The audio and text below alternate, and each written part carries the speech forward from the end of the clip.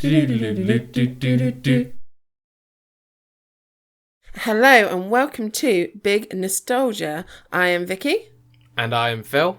This is a podcast when we explore games from our youth on different consoles. At the moment, we're specifically looking at the Wii games, although some of these Wii games have been released on other consoles. We're mainly looking at the Wii releases.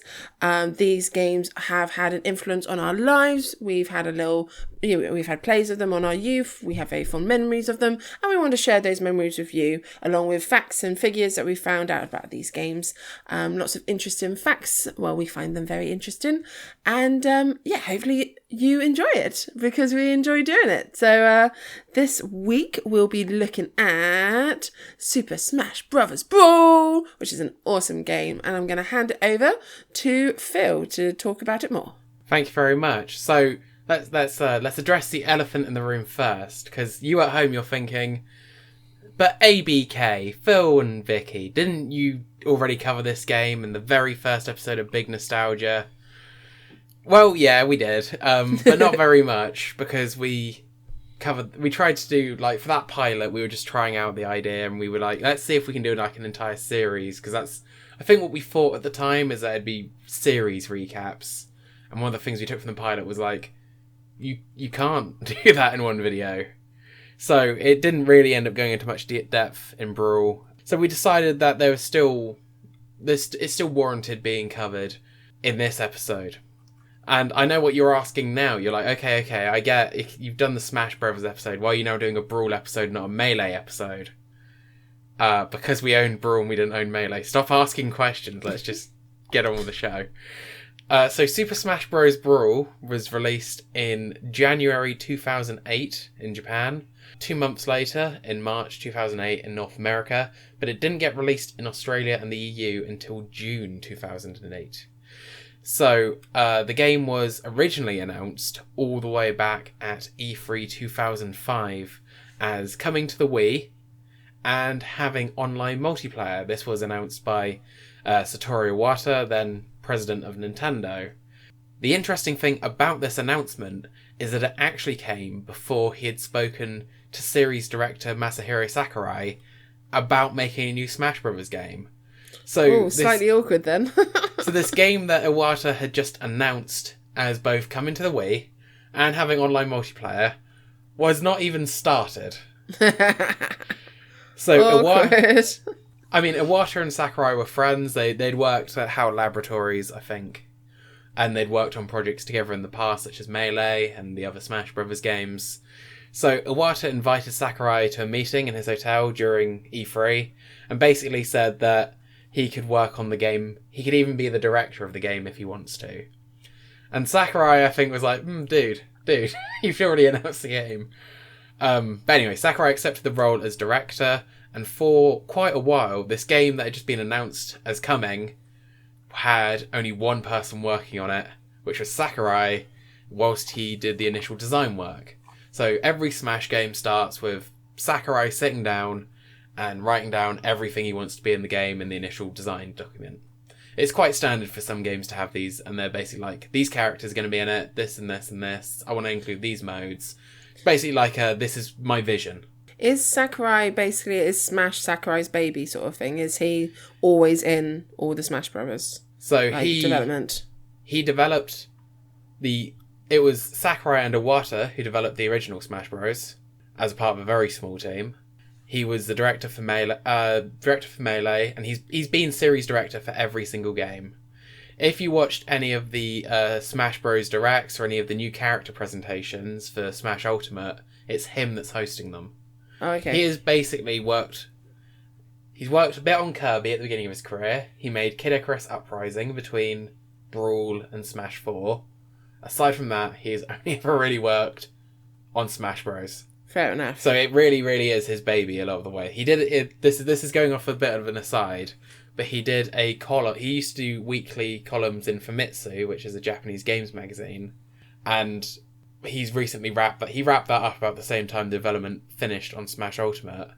And basically he said, like, they've tried bringing in other people to, like, balance his workload, because as director he does so much.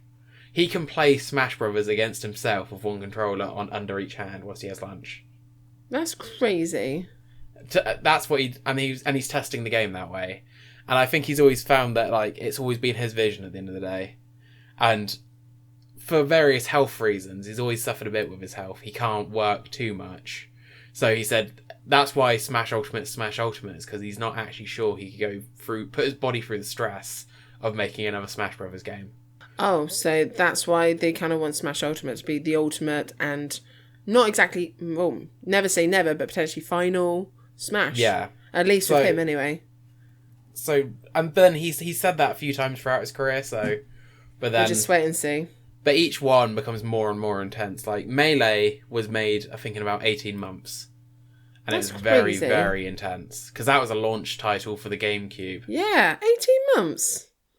So this was E3 2005, and I think it was planned to have similar, like, 18-month development time. But anyway, let's see how that goes for them. Let's continue the story from before. So... Sakurai has said himself that as of May 2005, he was the only member of the Smash Brothers development team. So the development of the game didn't actually start until late in 2005. And just for its production, Nintendo opened a brand new office in Tokyo at the beginning of October. Nintendo also helped Sakurai put his development team together, full of people that had worked on the series before and other people that could come and join it. All the original material and tools from the development of Melee were made available to the new team, and this was provided by HAL Labs. So HAL Laboratory is the organisation that Iwata and Sakurai worked for before, and they developed Smash and Smash Melee. From Smash Brothers Brawl onwards, I think Sakurai used his personal development company, which is called Sora Limited. Oh. And then developers were brought in from Nintendo to support, because I think Sora Limited might just be Sakurai. I don't think it's got any other permanent staff. I looked this up after we finished recording, and it's Sakurai and his wife. And this would be expanded again in Smash 4 with Bandai Namco staff as well. So, development got underway. The following E3, in 2006, the game was fully announced with a trailer which you might remember, because it's the trailer that shows off Meta Knight, Pit, Zero Suit Samus, Wario, and ends with the surprise announcement of Solid Snake at the end. So do you remember the trailer? So it starts off with the standards, it's Mario, Pikachu, Kirby, Link running in their Melee designs, and then getting transformed into their Brawl designs, and then the title theme swells, and it then goes to like the CG trailer, and then the Howlbird appears, and on top of the Howlbird there's Meta Knight who comes swooping down. Samus then appears and does the final smash, and then the armor all falls off, and it's Zero Suit Samus. Everyone was like, "What?" Yeah, all the fanboys were like, "What? I'm going to get this game." Yeah. And you had Wario coming in on his bike, and then he kind of slides into them. Do you remember this trailer? I do. It's hitting some memories. Yeah. It's still on the IGN YouTube channel for anyone who's nostalgic in all its 360p, 240p glory. This E3 also announced Final Smashes and Assist Trophies. Final Smashes were in the trailer, where they showed off Mario's and Link's. And Kirby's. And it's quite interesting because like Kirby's one, because it's just like a CG rendered trailer, it shows Mario getting... Because it's when Kirby's Final Smash was the boiling pot. Yeah. And like Mario's like getting boiled alive, and he's like obviously looking very pained, and it's quite a funny shot in like future, because like that's not an animation in the game or anything, that's just something in the trailer. Because Kirby doesn't have that Final Smash anymore, does he? No, Kirby's got like the big sword now. Okay. I did like the cooking pot. I thought that was quite a nice little animation. The cooking pot is now an assist trophy. It's the chef from the Kirby anime. Ah, there we go. Okay. Yeah. I'm sure he probably might have been in the games, but me and Vicky know him from the Kirby anime. So the story, as in Subspace Emissary, there was help with writing that from Kazushige Najima, who had previously worked on Final Fantasy VII and Kingdom Hearts. But apparently Nojima's tone was not serious enough in early drafts, so Sakurai and Nojima worked on the story together. Fair enough. I'm really curious as to what Nojima's pitch would have been.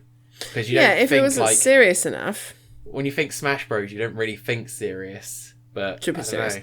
And Subspace Embassy, like, it is... I wouldn't call it a serious storyline, but I suppose when it's literally just Kirby left, it's trying to hit back on the whole, like, everyone's in danger, isn't it? You're talking about World of Light. No, I'm talking about the bit when they go into the Subspace Embassy and they all get turned into statues. Oh, well, no, because Kirby's not the only one left, though. You've got Dedede, Luigi, and Ness. I know, but initially that's what you think because he's swallowed that little badge and he's like looking around and it's just like, oh, it's just him and you have to try and save everyone. But I wouldn't call that particularly serious. Well, I think it's more like the what was it? The in quotes ancient minister and like the bombs. And I know there's like parts of the plot which is like written. I think it might be in the manual, but like there's bits of the plot that take place before, the game drops in. Oh, okay. Like Dedede is only going around doing the stuff in the story because supposedly he finds out about the plot, and those are his countermeasures. Those little things because they have the ability to bring people back from being statues. Yeah. Which is why Kirby comes back and why why Luigi and Ness come back and then they bring back Dedede. Yeah. And it's just stuff like that, and like it talks a bit more about Meta Knight having the halberd stolen from him and stuff like that. I'm guessing it also sets up the initial battle because, of course, when you get thrown into, it's the battle between Mario and Kirby. So it kind of initially sets up that sort of championship or whatever they're doing. Yeah. So it's interesting that I wonder where the Sakurai what changes Sakurai had to make it the story that it eventually is.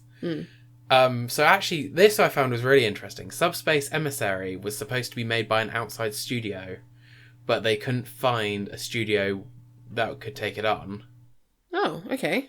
So it was made by the development team because they said Subspace Emissary in itself was like another whole game's worth of development. That's crazy. I suppose with the amount of detail that went into Subspace, I can definitely see that. Yeah. And also, fun fact is that Sakurai acted out a lot of the cutscenes for the animators, but with no motion capture, so the animation took a while. So just thinking of some of the bits in there, like Captain Falcon's like very extravagant movements, and just imagine being an animator watching like your boss acting it all out and being like, sure thing. We'll get to that. I wonder if he got a cardboard box big enough to hide in for Solid Snake. Yeah. Just boss, what are you doing? I'm rolling what I want you to do with the Snake character. Yeah, he used it to like try and eavesdrop on his employees, but they're like, I think Sakurai's in the box behind us. No, I'm not. I mean, shush. Shush. Box noise. The Princess Peach moves as well, kind of like walking around with his hands together, just like pretending he's in a dress. Yeah, and then the offering of the tea. Yeah. So yeah, that's interesting, but it does make sense. I mean, Sakurai as well, all of like even the modern CG trailers for the new characters, he always writes the scripts for every single one. So that's what we mean, whereas Smash is very much Sakurai's baby. Wolf, Jigglypuff, and Toon Link were late additions to be completed for the roster for Brawl, which is why their cutscenes are different and they're only in the post-game. This is similar for Sonic. So Sonic was actually planned for the game from the beginning, except initially Sega said no. Oh, okay. But they changed their minds later on. But their approval actually came so late that it's one of the reasons why the game was delayed from its initial release date. And one of the reasons, I'm guessing, why Sonic literally has the introduction of this all happens. Oh, look, there's Sonic. Let's continue. Yeah, he arrives right at the end and takes out Taboo's wings or whatever. Yeah, literally like, Sonic is here. Let's battle. Yeah. Let's not focus on that, though. He's arrived. He's fine. Let's go. Let's keep the conversation moving. Did you ever you go on the Smash Dojo website? No. I'm not sure you would have. This is like almost one of my earliest memories of properly following the release of a game and like the updates was Smash Bros. Brawl, I think, because the Smash Dojo website was updated daily by Sakurai with images or posts about the game, and it started up quite early in development and went all the way until the game's eventual release, which wasn't until 2008. That's really cool though that you did that. Yeah, and it's something that he does a little bit now. Like he'll post like a picture of the day on Twitter, which is from Smash Ultimate, but it's that kind of sharing insights into the development journey that I think makes Sakurai such an interesting developer. And also probably is why there's so much hype that builds around Smash, is because there's these constant drip feeds of like images. And like with nowadays YouTube culture of like, let's analyze these pictures for every detail you missed, you know, like they do with trailers and things. Yeah. It really was almost ahead of its time like that. And the Twitter feed, of course, now you can put photos on like every hour if you want to, sort of thing. So again, he was kind of ahead of his time, keeping them up to date, like literally daily with what he was doing before Twitter was even a thing. Well, he has like all these screenshots from the game, and I think he tweeted shortly after the last DLC came out for Smash Ultimate, basically like, I've got a backlog of these, I'm just going to schedule them one a day until I'm out, and then I'm out. And I think they still will occasionally go up. So, and he's already, you know, he's taken a break from game development at the moment, so he's clearly taken a lot of images and pictures and screenshots for his development. But it's really cool because some of them will be like focusing on a particular character for one of their game's anniversaries and things. So it's a really so it's all cool relevant thing. Sort of thing. Yeah. At E3 2007, at Nintendo's media conference, it was announced by Nintendo of America president Reggie Fils-Aimé that Brawl would be released on December 3rd, 2007 in America. However, just 2 months before its anticipated release date, the development team asked for more time to work on the game. So then there was a Nintendo conference on October 10th, 2007, where Iwata announced the delay, and he said, in order to fine-tune Smash Bros. With this unprecedented game depth, we've decided that we have to take a little more time to complete the game than we announced before. We are sorry for the fans that are anxiously awaiting for the launch, but we would like to launch this game on January 24th, 2008 in Japan. As for the North American launch, we'll review that too, and our local subsidiaries will make their own announcement. Basically, it got delayed one more time. As has happened with a couple of games we've discussed this so far, this season. But then, as I said at the top of the episode, it did eventually get released in 2008. A final trailer showcasing Brawl's adventure mode, Subspace Emissary, was released in December 2007, and this revealed even more stuff that previously had gone unannounced, such as Ike and the Ice Climbers and other things that were going to be in the game. And all the trailers for the game are available in the game to watch, as Smash often has its cutscenes and things, and its trailers all available. And I think if you went on YouTube and searched, I think there's a couple of posts where people have put down all the videos back to back. So if you wanted to watch through the Subspace Embassy, whenever we talk about Brawl, as you have brought up the Subspace Embassy, I always say how much I really like the cutscenes in the Subspace Embassy. I think a lot of work was put into them, especially that the one with the ship when they finally do go into the subspace and the battle, and of course you've got Kirby on the star, you've got the different ship designs. I think a lot of thought and effort and planning has gone into the single player mode, which I really appreciate, because the problem with some of these multiplayer games such as Smash and such as Mario Kart and stuff like that, they're great for multiplayer, but if you don't have internet connection or bad internet connection, or if you don't have someone in the household that wants to play with you, then of course you are quite reliant on the single player mode. And I think some of these multiplayers focus more, single player games also do it. Some single players focus more obviously on the single player than the multiplayer, but I think it's more obvious when a game is more multiplayer based than single player based, because regardless, if your game is more single player based, it's not the end of the world, because hey, you're going to play it single player, sure thing. Yeah. But if your game is meant to be multiplayer and you can only play it solo player for whatever reason, you still need a good single player mode. And I really appreciate. I just thought it was amazing. This single player mode, just generally, really enjoyed it. It's my favourite part of Smash Brothers Brawl. So let's go on to talk about the actual game then. That's a good point to kind of. Well, I won't spend too much time talking about the mechanics of Smash Brothers. Smash Brothers is a 2D platform fighting game. Rather than having health bars, you increase the damage percentages up, and the higher the damage percentage, the further people fly. You have to knock them out of bounds. That's pretty much it, right? Mm-hmm. Also, if you can either knock them out of bounds in a time-based battle, or you can do it through a number of lives. But basically, if you're watching this video, then you probably know Smash Brothers generally reasonably well. So the Subspace Emissary story, as you were talking about, you've got a lot. There's a lot of I was replaying it recently because obviously we use gameplay footage for all of these videos, so I go through and revisit all the games. And like you say, the start is with Mario and Kirby at kind of like a stadium, and that's a good tutorial bit because it's just like a one-on-one fight you get thrown straight into. And actually, I was appreciating all the little things about maybe we'll talk about the game design later, but all the little things that the game does to show how Subspace Emissary works quite early on.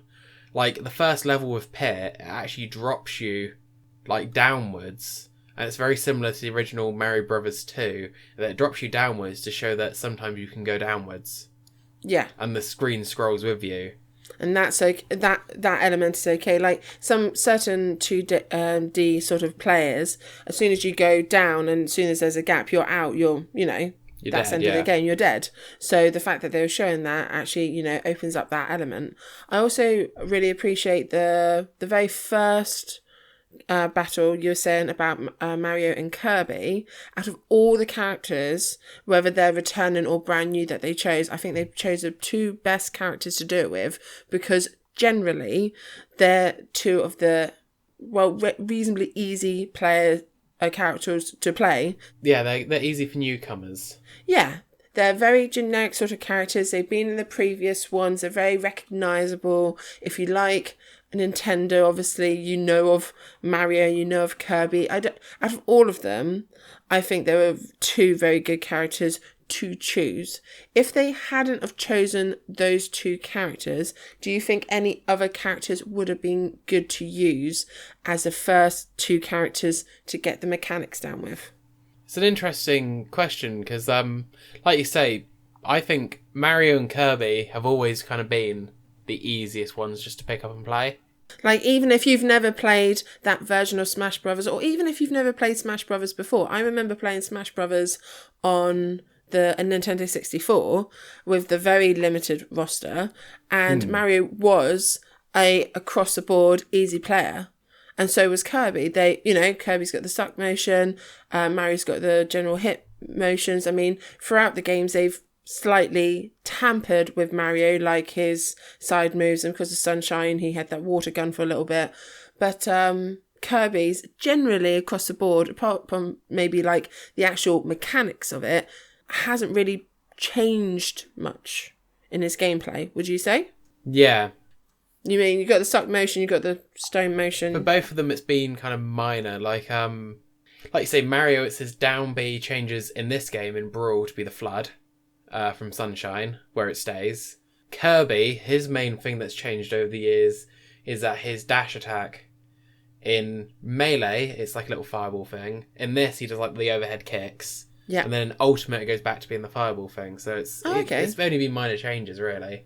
I mean, out of the original roster that you knew that was returning, I feel characters like Link and Donkey Kong and even Luigi, I don't know, Luigi, personally, he's not one of my favourite characters, whereas Mario's kind of a crowd favourite.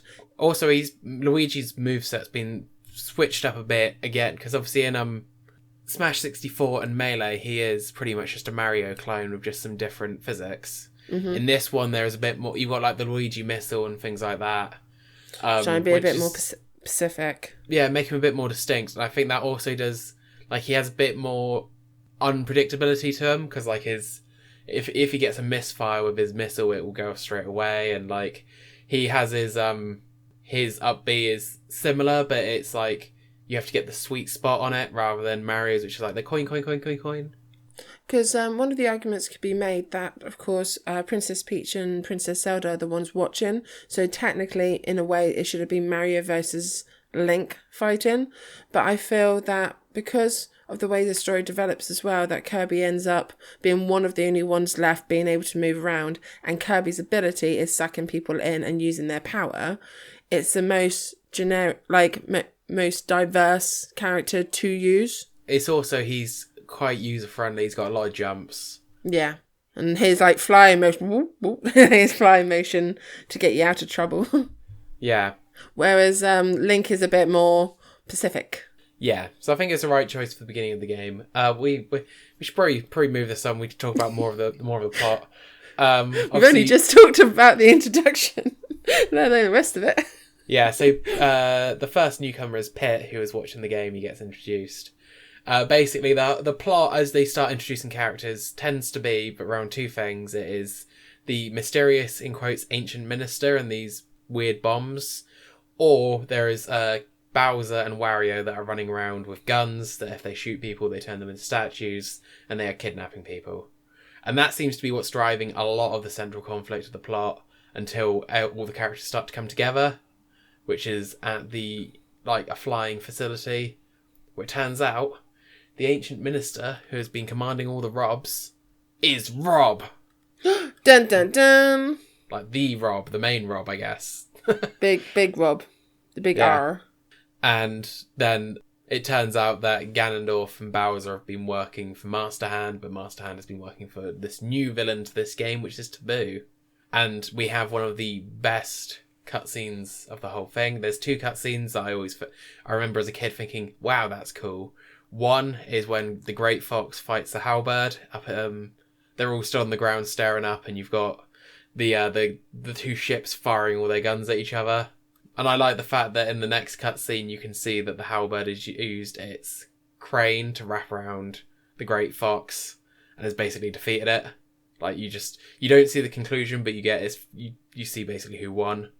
And the other one is when the heroes rush the evil base and their kind of giga weapon, and they are flying in the Halberd gets destroyed, and then they all come out in their own individual ships. I've got to admit, the second one always comes to mind. Definitely when Kirby's on his little star and he goes straight through, and then it kind of like pauses for a second, and then there's that like massive explosion. I remember watching and re-watching in the little clips that Pacific scene and just being like, that's cool. And because it's not a very long scene either, but I'm just thinking like, that's cool. I've got to admit, another one that comes to mind, it's not really a Pacific one, it's more of a general one, but some of the humour that you get throughout the Subspace Embassy clips. For example, as we've said earlier about Princess Peach and her having a cup of tea, and the bit where I think it's Donkey Kong or one of the monkeys who grabs Falco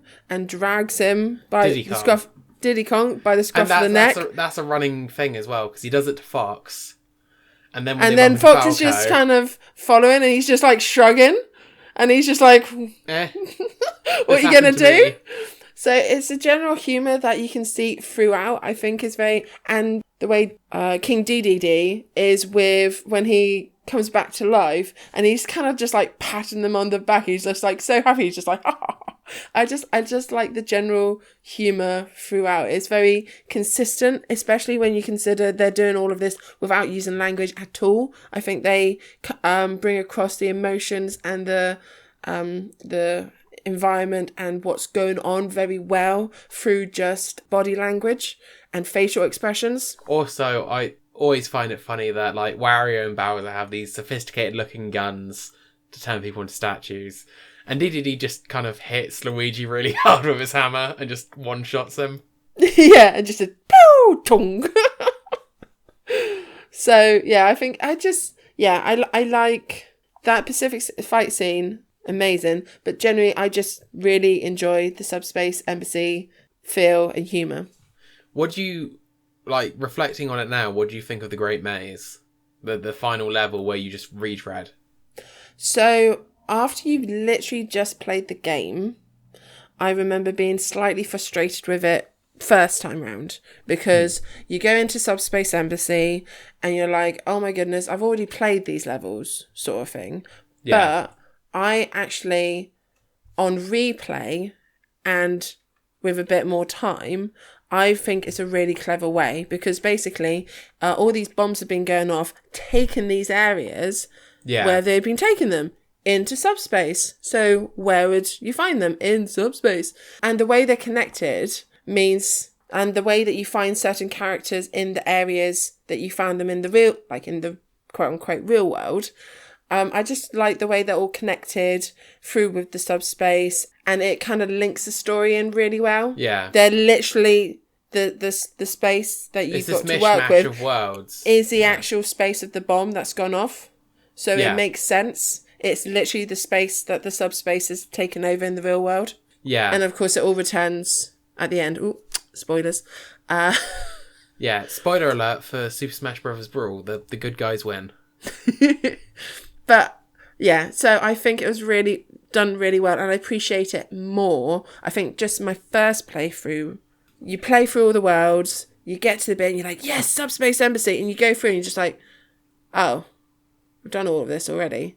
But actually with a bit of, and I think it, because you can play as long as you've saved them in the previous level. And to be fair, you could probably go back through that level and make sure you've got the characters that you definitely want to play. But I think it does help that you can play as anyone, because that means that you at least get, especially if you're new to the game, I guess it's a good opportunity to get practicing with different characters. But I definitely think it's like, there is a little bit of it's like, what, I got to do all of this again, man. I do like the fact as well, before you reach Taboo, you get to choose the characters that you want to take through with you as well. So you're not stuck with any, you can literally play, the subspace gives you an opportunity to play through every single character through the main storyline before you get into subspace. Then during subspace, you're retracking your steps a little bit, but you're retracking it as maybe characters that you prefer playing as.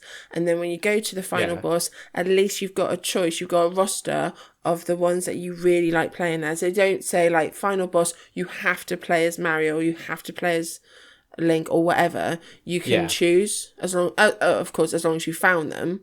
Yeah, so I like that element. So basically it's giving you all this opportunity to play as everyone, to get used to everyone. Because that's another thing about Sonic. There's no section that you have to play as Sonic, is there? But that's because he was added so late. Yeah, I guess if you really, really wanted to, you could play as Sonic in the post-game whilst you go get Toon, Link, Jigglypuff and Wolf. Yeah. But yeah, that's Sonic you could only play as in the final battle. If you really, especially if imagine you're a new player and you're like, yeah, I'll play Sonic. I have no idea what his moves are. Let's just go. But yeah, so I like that. It's literally giving you all opportunities to get used to all characters. Because let's be honest, we're all kind of guilty of this as a Smash Brothers player. We all get our favourite character that we like playing with, which is why, personally, when we play it through, we always like to swap characters after every battle. So you're forced to try and use more characters and get to know their kind of skill set. But so we all got our favourite characters, and there's certainly, developmental wise, between the games, certain characters that I prefer in earlier games and don't like so much in later games, which is or vice versa. But talking about characters, you've brought me well on to my next section, which is characters, because every fighting game is defined by its roster at the end of the day in many ways. So we got a lot of characters returning from Smash Brothers and Melee, and we've got a bunch of newcomers. Obviously, each Smash Brothers game has added more newcomers than the game before it. Mm-hmm. This one has added 16. Do I get to guess some? I mean, if you want to, yeah, we can do the guessing game. I think I can get most of them. Who's? Let's start with returning characters. So Mario. Yep. Luigi. Yep. Kirby. Yep. Link. Yep. Donkey Kong. Yep. Pikachu. Yep. How many returning? Samus. Yep. Returning, you have... Oh, Nez. Yep, sorry. Nez. Well, yeah, you got the original 12 plus 1, 2, 3, 4. You got 20 returning characters. From what I can count.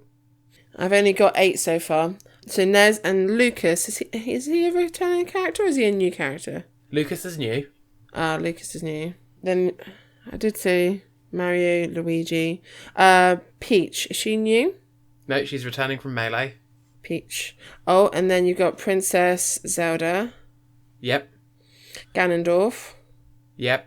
Bowser. Yep. How many are you on now? Sorry, guys. I'm finding this way too much fun. 1, 2, 3. I'm on 12. So I've got my 12 original and I've still got 8 more to go original-wise. Well, Mr. Game & Watch is a new one. No, he's from Melee. He's returning. Oh. Then you got Snake. He's new. He's new. Sonic, obviously. He's new. Have you just started doing both lists at once? It's, I think... Shush. Meta Knight. Yep. New. I think it's a mix because I started with the ones that were obviously, and then some of them I didn't realise were in Melee because I don't know Melee as well. Yeah. When I started doing that, I was just like, well, do both lists. So Mr. Game & Watch is returning. Oh yeah, you've got stuff. You got Fox, who's returning. Falco, he wasn't in. He's in Melee. Oh, he's in Melee. Yep. Again, he like Luigi, he was basically a Fox clone in Melee. Fair enough. Oh, I haven't said Diddy Kong. Diddy Kong, that's new. Is he? Oh, okay. I thought he might be in Melee. No. It's a good thing we're not doing a Melee episode, really, isn't it? Well, yeah, to be fair, I've never played it, so it is very hard doing a nostalgia game about a game you haven't actually played. It's kind of against the modus operandi of this show to talk about the nostalgia we have for a game we've not played much of. Wario. New. Is the Star Fox baddie in this one? We've mentioned him by name a few times. Wolf. Yeah. New. I think I've done well. The other ones I know if I was given enough time, but I also don't want this to get too boring. Yeah, okay, so... Right, so that's not a bad list. In terms of your returning ones, did you say Yoshi? Oh, bugger, no I didn't. Did you say Sheik? Nope. Did you say Ice Climbers? Ice Climbers was returning. From Melee. Okay. Did you say Marth? Oh, Marth's boring. You said Captain Falcon? Nope. Okay, they've got Captain Falcon. Pikmin. Olimar is new. Was he returning? Yeah. No, he was new. Oh, he's new. Because, like I say, Melee was a launch title for the GameCube, Of course it was. So it came out before Pikmin. Yeah. You got Jigglypuff. Oh, dear old Jiggly. So do you have 20 underneath your returning now? I've got... Can't count because I got 21. No, you got Zelda. I've got Zelda and Sheik in one line. Oh, okay. No, I'm good then. Because, of course, Zelda and Sheik are technically the same one in this, aren't they? Yeah, they don't get split out until Smash 4. Okay, so I haven't miscounted. That's fine. So, newcomers. You got Zero Suit Samus. Yes. Did you say Pet? Nope. You said Diddy Kong, you said Meta Knight. King DDD, who we talked about in the story. I think I could have got all of these given enough time.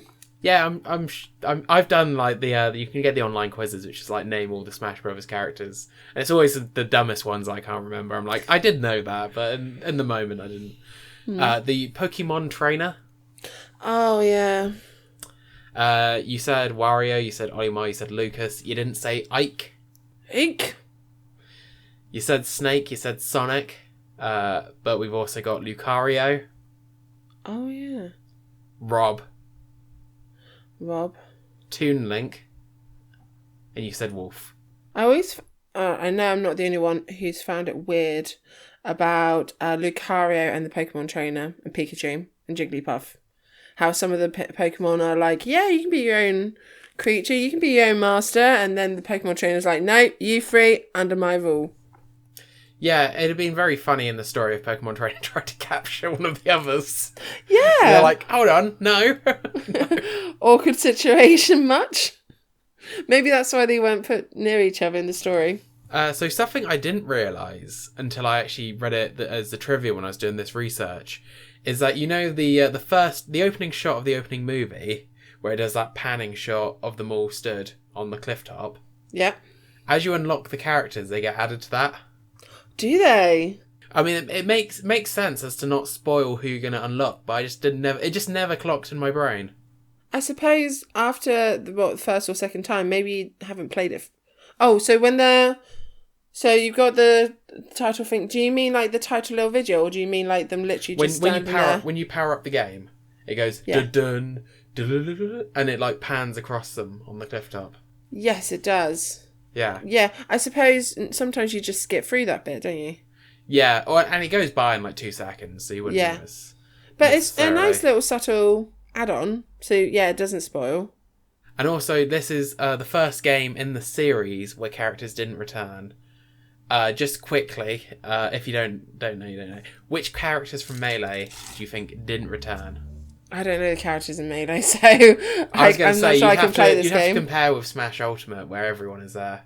But the not returning characters were Dr. Mario, Roy, Piku, Young Link, and Mewtwo.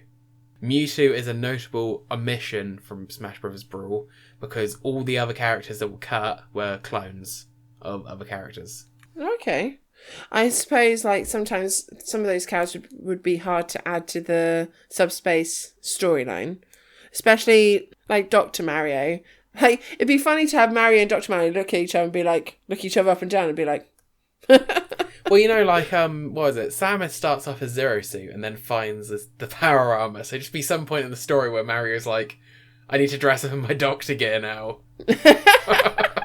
Or like a tiny little cameo, like someone's fallen over and hurt their legs, literally like switch costumes and like stand there with his doctor outfit on and just be like Dr. Mario and then switch back.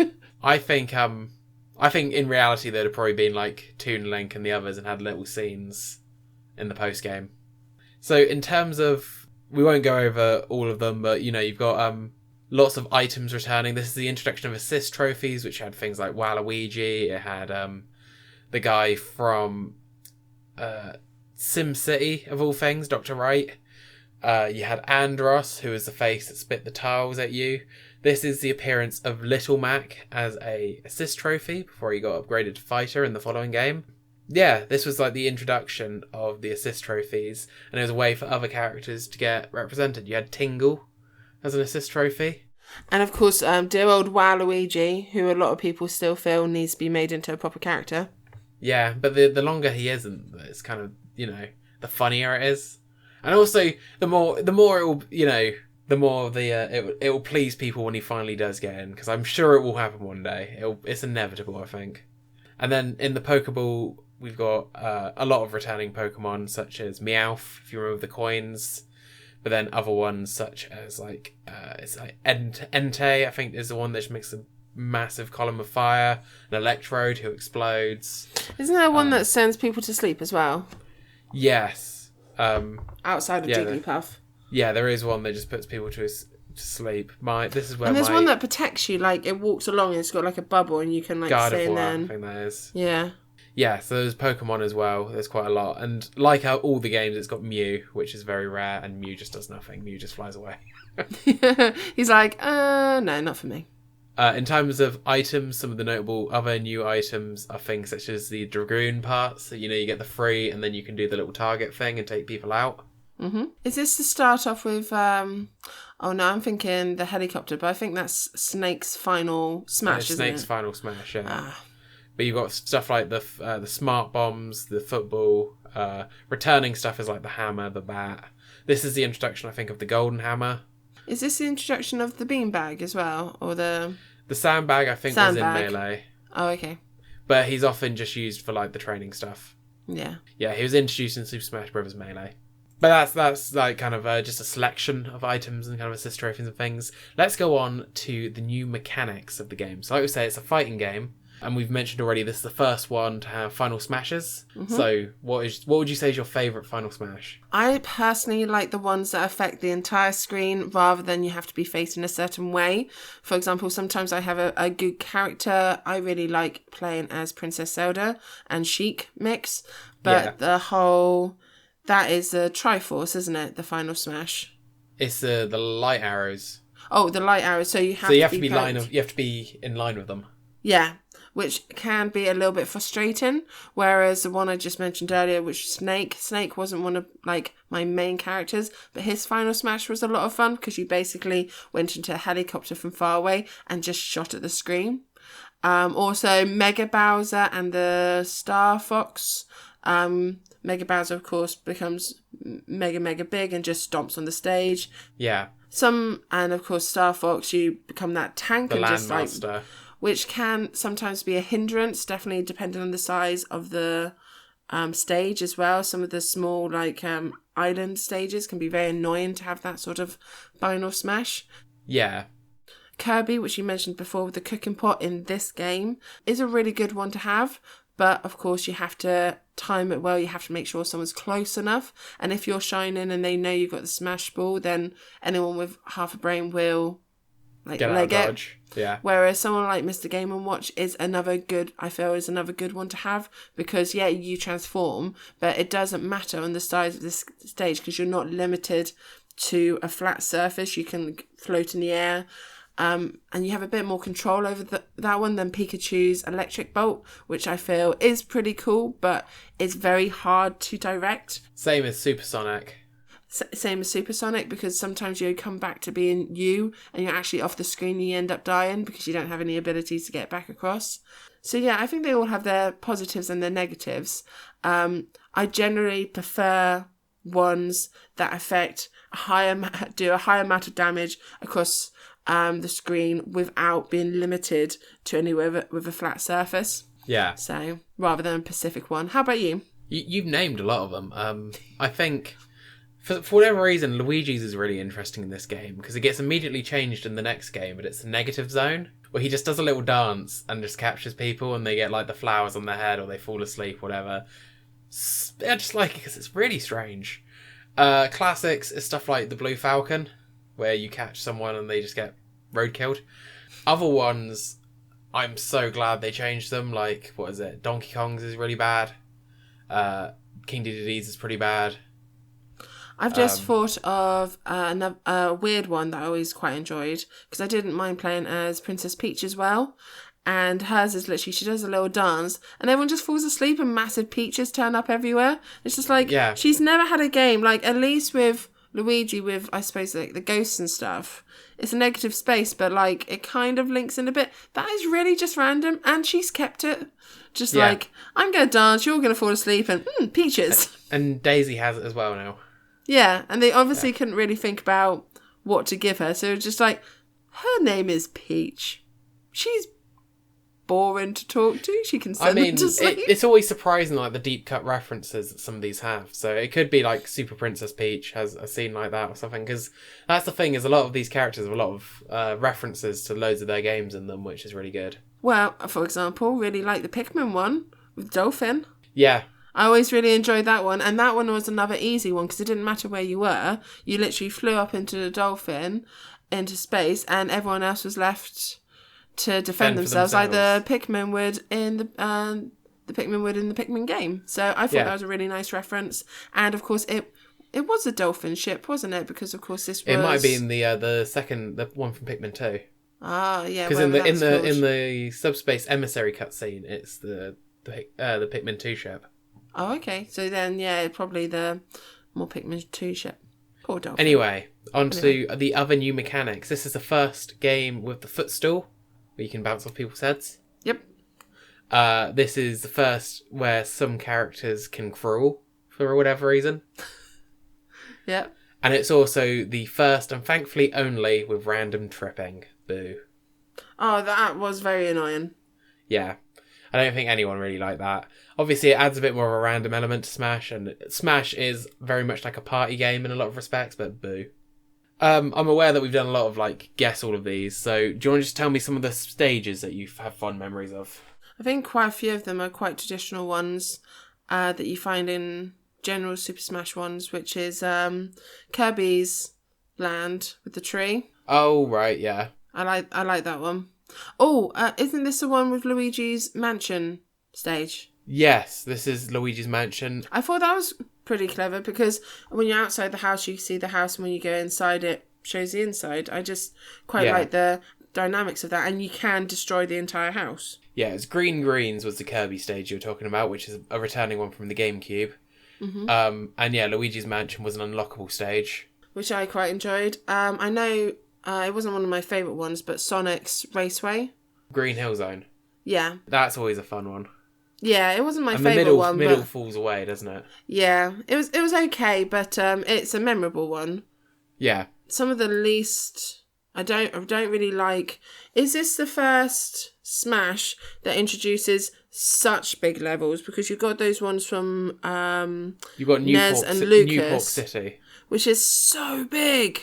Yeah. Like, annoyingly big. And unless you're close to the other players, which could be computers, so they could be buggering off and doing other stuff, you could be really small on the screen, and it's very annoying. And definitely when it first came out, you know, we didn't have a particularly big TV screen. Sometimes you're literally like looking like, where am I? Oh, I'm dead because it's so freaking small. So I never really enjoyed the massive screens. And of course, that's when Smash powers such as Mega Bowser and the Star Fox one, it's basically pointless. Yeah.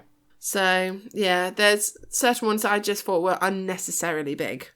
And haven't they done for the Super Smash Bros. Ultimate that you can play those stages small? Every stage has an Omega and a Final Destination form.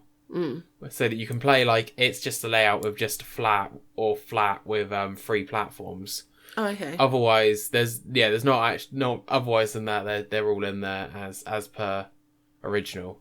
Oh, okay. But yeah, I wasn't a very big fan of the massive stages. So some of the ones you'll probably remember are Mushroomy Kingdom.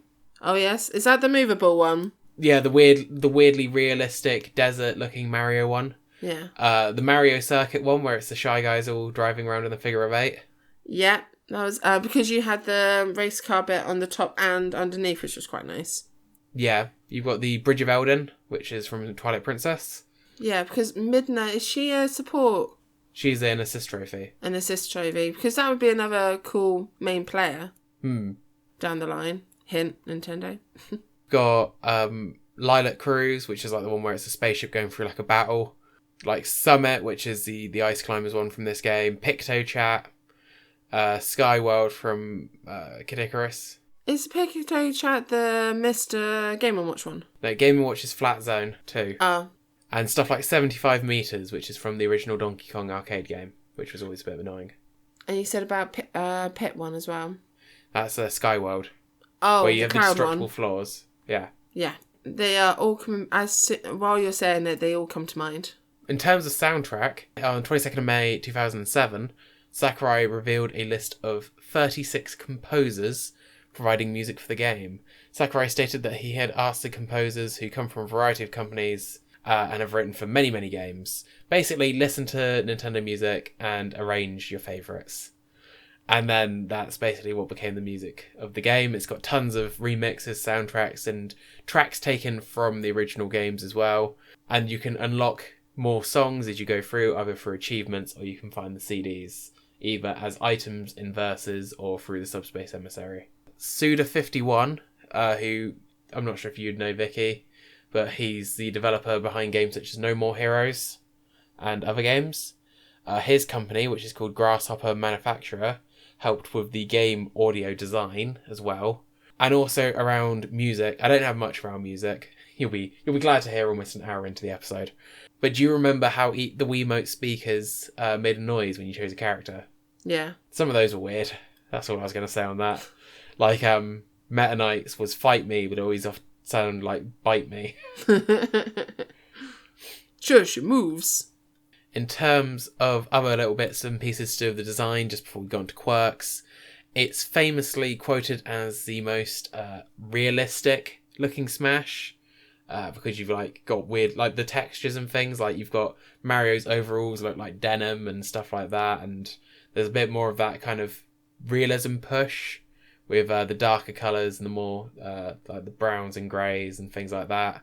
What do you think of how it looks compared to the other Smash Bros games nowadays? Well, I haven't played enough of the Super Smash Bros. Ultimate to compare, but I always really noticed. So Pit with his wings, the way they kind of, I always thought that was pretty realistic. The way that they kind of like, they're very kind of like slow in their motion. Yeah. And the way that they kind of like flutter as you're like falling down. I always really liked the design of Super Smash Bros. Brawl. It was definitely compared to its we never, as we said, never really played Melee, but compared to the one before that, Super Smash Bros., it was so much more detail, resolution, the look of it, the design of it. Link has always been one of these characters that has been a design. It is always constantly being developed because, of course, you've got Toon Link in there. And of course, in the latest one, you've got Young Link. But of course, in the latest one, it's now Breath of the Wild Link rather than in this one, where I'm guessing it's more based off the Ocarina of Time Link. No, this one, the character models for Link, Ganondorf, and Zelda are taken directly from Twilight Princess. Oh, okay. Well, that makes sense, I suppose, with the Bridge of Eldin as well. And of course, Twilight Princess is a bit more of a grown-up gritty, so maybe that helps with the design of it as well. It already fit the style, you know? So those are the ones that come to mind initially. But I do agree with the denim. That one always really stuck with the mind that the denim of Marie's dungarees always looked really realistic. Yeah. And the Pit's wings. The other modes, we spent a lot of time talking about Subspace Emissary. The other modes, so a lot of the modes from Melee returned with minor updates or just like different stuff happening in them. So this includes Classic Mode, All-Star Mode, new events and co-op events, if you remember those. Mm-hmm. And plus Multi-Man Melee returns, but obviously now it's called Multi-Man Brawl. This is the first Smash with online play, as it was originally announced before it even started development. I remember it being really inconsistent to play online, and I think that's an opinion that a lot of people share from kind of the early Smash Online, is that it just wasn't quite there for like the response you need to play Smash well online. And some people would say it's still not there, but that's for a different time. This is also the first Smash Bros. Game with Stage Builder. Do you remember the Masterpieces mode? No. The fact that they had the ability to play entire games for limited times in Smash Bros. Brawl. Like, it had... Okay, did they? It had, like, Mario... It had some old Mario games. It had Ocarina of Time. Had an old Kirby game. I think it had a bit of, like, a DK... Like, Star Fox game, maybe. But it was basically, like, play the games where these characters are from. Okay, that's pretty cool. But it was timed. So you could only play Ocarina of Time for 5 minutes. The reason it's notable is that in the last couple of months, somebody has beaten Ocarina of Time within Smash Bros. Brawl. Oh, goodness. So, what, they use a hack to make it last longer? No, they've done an exploit to finish Ocarina of Time in less than 5 minutes. Oh, okay. Within Smash Bros. That's crazy. Yeah, it's just absolutely mad. Like, yeah, it's absolutely mad. Now, and also, do you remember the last bit before we go on to Quirks? Do you remember the stickers in this game? Yes. We never used them ever. No. I didn't realise they were meant to be stat boosts for your characters. Oh, were they? I just thought they were a bit annoying. They're basically they're precursor to Spirits, which is in the most recent Smash Bros. Game. Oh, I just thought they were a little bit kind of pointless. I preferred getting the trophies. Yeah, even though the trophies had no gameplay impact, I liked I know, but it was just nice to get the collectibles. So now Quirks. There are so many Quirks in this game. This is just a selection of some of the more significant ones. I probably have missed one. I probably have missed a few. If you just write them down in the comments, any that I've missed that you think are particularly significant, then we can kind of build up more of a collection. But I am aware we've been like doing over an hour now. So, do you remember or did you know that you can unlock special conversations between Star Fox and the Star Fox team in Corneria stage? Oh, okay. So you can hear Flippy. So if you go to Corneria as Fox and just keep on hitting down taunt, eventually the Star Fox boxes will appear at the bottom of the screen, like the face boxes. Yeah. And they'll have a conversation with Fox. That's pretty cool. They also did this, is you could do this on Shadow Moses Island, playing a Solid Snake. Is if you continue doing his down ones, he will go into a codec conversation about the character he is fighting. Oh, that's really cool. So we've got Pokemon Stadium 2 contains a picture of Sakurai's cat. If you go, when it becomes the ice environment, you've got a little hut. And if you pause and angle the camera inside the hut, there is a picture of Sakurai's cat on the wall. That's cool. We've got that the voice of King Dedede is actually Sakurai himself. Oh, no way. This one's quite... I've seen written a few places, so it might be a bit more commonly known, but Brawl was originally planned to have a mechanic where the player's armour and weapons were gradually damaged through the battles. Okay. But this was scrapped due to time constraints. All that remains of it is there's graphics found in the game of Captain Falcon's visor being, like, broken. You've got, like, Link's sword and shield being, like, damaged.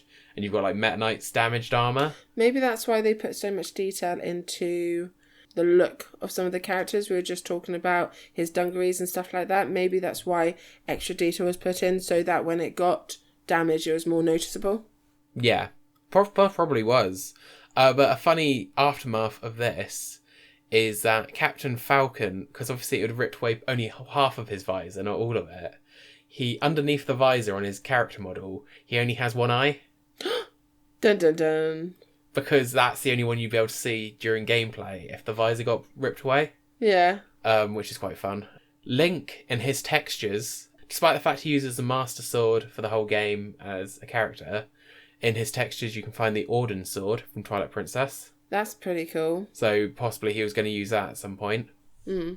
Or maybe there was something in the storyline to do with it. Possibly, yeah. Maybe he doesn't start in the story with the Master Sword. Maybe that was part of his story. Yeah, he came from, like, the village or something, but they changed it to a bit more of a recognisable one, or they just ran out of time. In the game's code, there is suggestions that Peach was going to use her parasol from Super Princess Peach, which was called Perry the Parasol. Oh, the one with the face? Yeah, that was going to be actually her one for her up B. Okay. But it was changed to a regular umbrella during development. Maybe because that umbrella's a bit creepy. Maybe it just didn't go colour-wise, because it is, like, yellow, isn't it? And, like, the rest of her is very pink. And maybe the design, they decided to go with a bit more of a traditional sort of... Because, I don't know, her design from that is a lot more cartoony. And maybe as a design is cartoony and the umbrella's cartoony, it just didn't fit so well with the more realistic versions they were doing of people. Yeah, possibly was, yeah. So now let's go on to characters considered for the game, but cut or not chosen during the process of development. So some of these are really interesting. I didn't know some of these before researching this episode. Have they been made into characters since? Some of them. Okay. So the first one I've got here, these are in no particular order, by the way. Yep. Is Blastoise as part of the Pokemon Trainer trio. Okay. But Squirtle was chosen over Blastoise because they wanted to show a first form, second form, third form. She had Ivysaur and Charizard. I wonder why, because if they'd done Blastoise, then they would have just done Bulbasaur. But maybe they thought Squirtle... Well, that'd have been two final form ones. Because Charizard and Blastoise.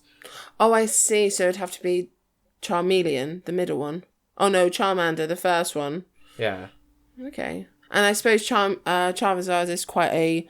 He's quite iconic. Yeah. To be fair, those three are generally iconic in all their stages. Yeah, that's true. I like the order they chose, but that's interesting that they were thinking of I suppose they had to consider all forms. They were going to potentially use Crystal from Star Fox Adventures, but decided they didn't have enough villains, so went with Wolf. And also Wolf was going to be easier to develop because Wolf could be designed off of the pre-existing stuff they had for Fox. Oh yeah, because he's a semi-clone. Dixie Kong, who apparently at some stage of development was going to be paired with Diddy Kong, similar to how the Ice Climbers are two characters. Oh, that'd be pretty cool. Because that's a callback to Donkey Kong Country, where you can do the tag in, tag out. I'm glad they didn't, but I would have preferred Diddy Kong as their own character, but that would have been quite interesting. It would have been interesting to have another character like Ice Climbers that was a bit different. Geno from Super Mario RPG, which has always been a problem with legal issues, because that game was co-developed by Square. And that's another one that gets asked for every time a new Smash Bros. Game comes around. Villager from Animal Crossing, who was initially declined because he was thought not to be a good fit for the game, which is ironic. Because now he's in Ultimate. Pac-Man, where at the time they were having difficulty establishing the moveset. Mies, which was just scrapped. Mewtwo was scrapped because of time, as was Roy and Dr. Mario, as we've discussed before. The other ones were found, as mentioned in the code, is a suggestion that it could have been Pokemon Plusle and Minoon, which are like little electric Pokemon, which again would have been two that are paired together. But that's always been unconfirmed. It's just been a guess based on like the code. So there's never been too much. It could be some random character called Plumin or something. And then there was code suggesting there was going to be a Toon Zelda and potentially a Toon Sheik, which people were like, is that Tetra? Because technically Sheik doesn't appear in the Toon in the Wind Waker, does it? Yeah. It would have been interesting if you had the Princess Zelda character who can change into the Pirate Zelda. Yeah, Tetra, rather than Sheik. Yeah, I think that would have been really interesting because Tetra would have been like a sword user. Yeah, and of course Princess Zelda is more of a magic-based user, whereas Sheik is more of an assassin. So it would have been interesting. And maybe she could have, like, called up her ship to, like, bomb the stage sort of thing. Yeah. Or, like, had all her pirate lot kind of run the stage. I think there would have been a lot of fun things. And I think still that would be a lot of fun things to do with that character. As in the Wind Waker, she is, of course, such a different side character than she is when she is Sheik. A character that was rumoured... Well, a fake quote basically got attributed to Sakurai that suggested a character from a really old NES game called Muddy Mole would be in Brawl. But this was never true. This was always fake. Fair enough. There's other rumours that Pokemon Trainer would get a rival trainer and that every character would get a completely different costume, like Wario, who has his overalls and has his biker outfit. Yeah. That was also not true. A lot of rumours. Those are kind of like the big ones. I'll put a link in the description to a Did You Know Gaming video on Smash Rumours, because it's really interesting, which has more of that. So game data also suggests that Dry Bones, Buzzy Beetles, plus some enemies from the Kirby series would be in Subspace Emissary, but they were cut during development. Which would have been interesting, because obviously it's got like Goombas and Koopas and stuff. It would have been interesting to get more variety. I suppose it would have been harder to develop and design, though. I mean, if they just do above, across the board, the Goombas and stuff, at least that's some consistency, as Bowser was one of the main bad guys. And also they used a lot of their own enemies. Yeah. Some of them were really weird. Like, there's one that just screams and kills you. Yeah. It's just, some of them would... I was playing it and I was like, oh my god, what are these eldritch horrors that they made for this kids game? The code also suggests that Ridley may have been an assist trophy as well as a boss. Obviously, Ridley then went on to be a character in Ultimate. There was an item based on the Metroid X Parasite that was cut. There was a cut online mode called Slipspace, although not much is known about it. Also, an online version of the Boss Rush mode was found, but that was never put in the game. There's a lot more. There's tons of textures, tons of unused voice and stuff. There's, again, I'll put a few videos on specific topics in the description because we really don't have the time without being here all day. Interestingly, the Mario Circuit stage is fully modelled, even the stuff you can't see. Oh, really? So, like, even the stuff behind the camera, like the whole track is modelled, which is really interesting. So they put in a lot of detail. Maybe the front track was put in afterwards then. Maybe they designed the stage to be like a one level and they played it and they found that there wasn't a lot more to do, so they added the front. Yeah, maybe the traffic was just going one way or the other and they're like, maybe we can have it going across in both directions. And they're like, well, that means it needs to be a figure of 8. Yeah, it feels like if they had the design, it means that that's what they were originally going with and they found that it was easier to add to. Yeah. This is the first Smash Brothers game where the announcer does not yell the title of the game at the beginning. This is, if you don't count stuff like Donkey Kong, if you count only the characters that have the little mushroom, this is the only Smash Brothers game with no new Mario characters. Oh. Because all the characters that you'd associate with Mario have their own universes or their own symbols. Like Wario has like a WarioWare one. Oh, okay. The game announcer is the same narrator who does the Bill Nye the Science Guy opening theme. However, in all future games after this, it would be replaced by Xander Mobus. This is also the first Smash Bros. Game to have Spanish, Italian and Korean announcers. And also the final quirk, possibly the most interesting, but also I'm never going to look this up. The longest ever fan fiction written is based on Super Smash Bros. Brawl. And it is 8.5 times the length of the Lord of the Rings trilogy. What? That's ridiculous. Oh my god. What do you have to write about for that long? I am curious, but I'm not sure I'd ever actually look it up. But that is crazy. Oh my god. I know. That's insanely long. That's a whole book. It's a whole bookcase just for one story. Yeah. I mean, kudos to the person for their commitment, really. Yeah, exactly. It'd be interesting to read just to see what they've talked about for that long. Maybe if there's a Cliff Notes version. Yeah. I'd be more interested in that. The game obviously sold really well. It's Smash Brothers. It is the 8th best-selling Wii game. By the 31st of March 2020, the game had sold 13.32 million units worldwide. That's crazy. The game sold 874,000 units on launch day in the US and 1.4 million units in its first week to become the fastest selling video game in Nintendo of America's history. It was the fifth best selling game of Japan in 2008, selling 1.7 million copies, and it was the fourth best selling game of 2008 in the US, selling over 4.17 million copies by the end of the year. Not so crazy. It was a very, let's be honest, it's Super Smash Brothers. It was bound to sell well. The game was very well received, lots of 9s and 10s, and a 40 out of 40 from Famitsu. Over the years, the game has been less well regarded, as it's more floaty than Melee, and has random tripping, which makes it a bit annoying for competitive play. Since then, it's been followed by 3 more Super Smash Bros. Games, in 2014 and 2018, in Super Smash Bros. For Wii U, for 3DS, and Super Smash Bros. Ultimate. The game also continues to live on for a mod called Project M, which mods Brawl to play more like Melee, as well as adding new characters, which was a massive game for competitive Smash for a while. People played Project M competitively more than they played Brawl. And I personally think, as a Smash game, it is probably the worst Smash game for competitive play because of its mechanics. However, I think it's the best game for single-player play because of Subspace Emissary, albeit that every Smash game does have its share of good modes. Like, there's Smash Party mode and Smash 4, which I'm really sad they didn't bring back for Ultimate. So every Smash game's got good modes, but I think in terms of single-player content, Subspace Emissary, I think it's miles better than World of Light. I don't know if that's a hot take or not. I'd be interested to hear people's views on that. But what do you think of this game, Vicky? So as I've said before, and of course during this video, my love of this game comes quite highly from the Subspace Embassy.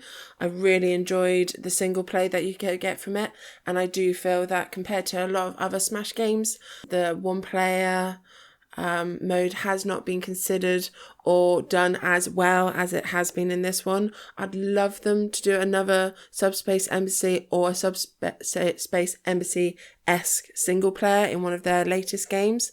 I haven't played Super Smash Ultimate as much as some people, and I've also never played the single mode, but I haven't heard the sort of raving reviews as I feel Subspace Embassy gets. If you're looking for a standard across the board Nintendo game to play with mates, this is a good one. There's characters I prefer more to play in this version. There's characters I prefer to play more in the later versions. It's very hard. Like some of the games in these we've compared are like the first to the second to the third to the fourth sort of thing, but it's very hard to compare when you'd have to do that with each character, how they've developed between the very first time you've seen them to the very last time you've seen them, and they've been like swapped back.